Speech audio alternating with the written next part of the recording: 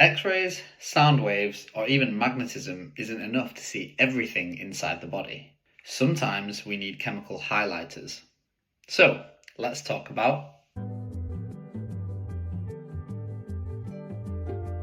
Now, strictly speaking, contrast is a visual property of an image.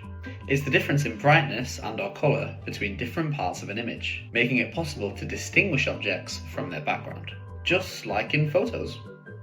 What we're talking about specifically is radiological contrast media or contrast agents, which is usually given intravenously but can be given orally or per rectum. When it's given via a blood vessel, it lights up the blood vessel and follows the flow. So it makes it easier to see where the blood is moving, where the blood is being taken up, and if need be, where it's pooling or leaking.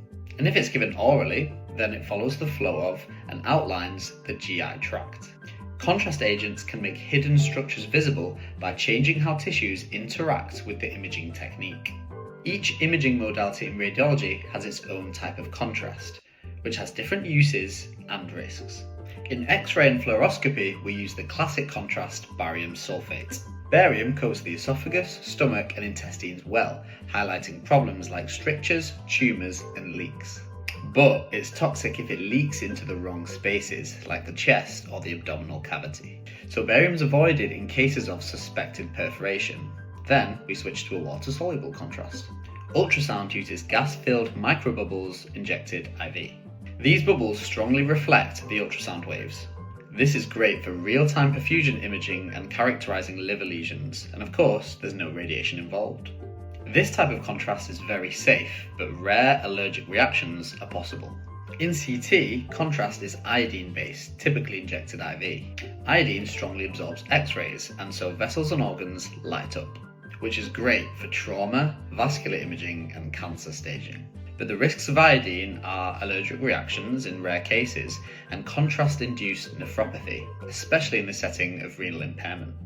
In MRI, we use a gadolinium-based contrast. Gadolinium alters the local magnetic properties of tissues, changing their T1 signal. Excellent for characterizing soft tissue lesions, the central nervous system, or detecting metastases. However, it's important to be cautious in cases of severe renal failure because of the risk of nephrogenic systemic fibrosis. In nuclear medicine, we use radiotracers for radioactive isotopes like technetium-99 or FDG. The radiotracers increase contrast by emitting radiation detected by gamma cameras or PET scanners. This provides functional and metabolic information, highly sensitive for cancers, infection, or organ function. The radiation exposure from nuclear medicine